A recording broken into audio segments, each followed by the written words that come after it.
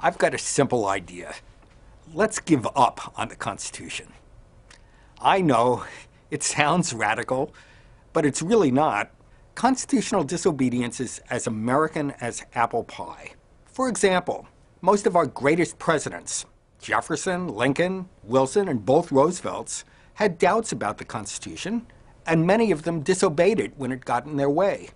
To be clear, I don't think we should give up on everything in the Constitution. The Constitution has many important and inspiring provisions, but we should obey these because they are important and inspiring, not because a bunch of people who are now long dead favored them 2 centuries ago.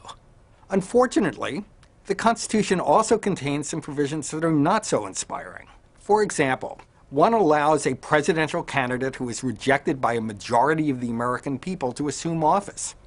Suppose that Barack Obama really wasn't a natural-born citizen. So what?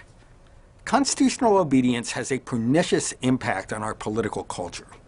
Take the recent debate about gun control. None of my friends can believe it, but I happen to be skeptical of most forms of gun control. I understand, though, that's not everyone's view, and I'm eager to talk with people who disagree. But what happens when the issue gets constitutionalized? Then we turn the question over to lawyers, and lawyers do with it what lawyers do.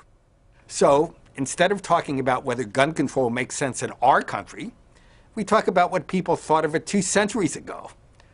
Worse yet, talking about gun control in terms of constitutional obligation needlessly raises the temperature of political discussion. Instead of a question of policy about which reasonable people can disagree, it becomes a test of one's commitment to our foundational document, and so to America itself. This is our country, we live in it, and we have a right to the kind of country we want. We would not allow the French or the United Nations to rule us, and neither should we allow people who died over 2 centuries ago and knew nothing of our country as it exists today. If we are to take back our own country, we have to start making decisions for ourselves and stop deferring to an ancient and outdated document.